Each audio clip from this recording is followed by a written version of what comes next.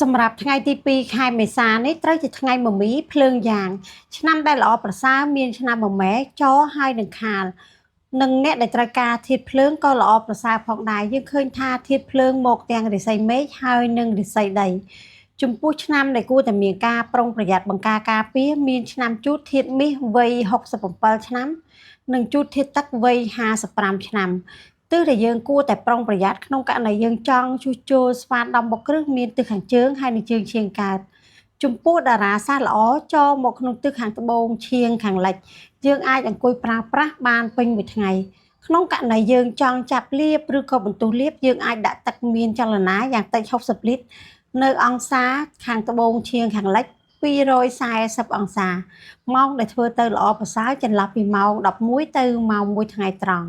សម្រាប់ថ្ងៃទី2នេះផ្ទាល់ជាថ្ងៃសិលដែលយើងអាចធ្វើការសមាធិតាមបែបឈីមិនតុនទាបានល្អប្រសើរចំពោះអ្នកដែលចង់លាងសោយលាងនៅធម្មពលអវិជ្ជមានភាព stress សោយស្មុគស្មាញយើងអាចបែរខ្នងទៅទិសខាងត្បូងឈៀងខាងលិចនៅក្នុងទិសខាងត្បូងឈៀងខាងលិចមានអតិទេពឆេស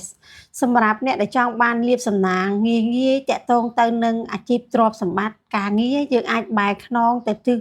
ខាងជើងឈៀងខាងកើតនៅទិសខាងជើងឈៀងខាងកើតមានអតិទេព6ចំពោះការធ្វើការសមាធិតាមបែបឈីមិនតុនទា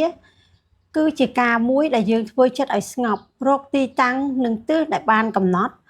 ប្រើមនោចិត្តយើងឲ្យដូចជាការពិតនៅការទទួលបាននៅធម្មពលដែលទិសនីមួយនឹងមានសម្រាប់ការធ្វើការសមាធិតាមបែបឈីមិនតុនទានេះយើងធ្វើបានពេញមួយថ្ងៃកុំឲ្យហួសម៉ោង12យប់ជូនពរសំណាងល្អ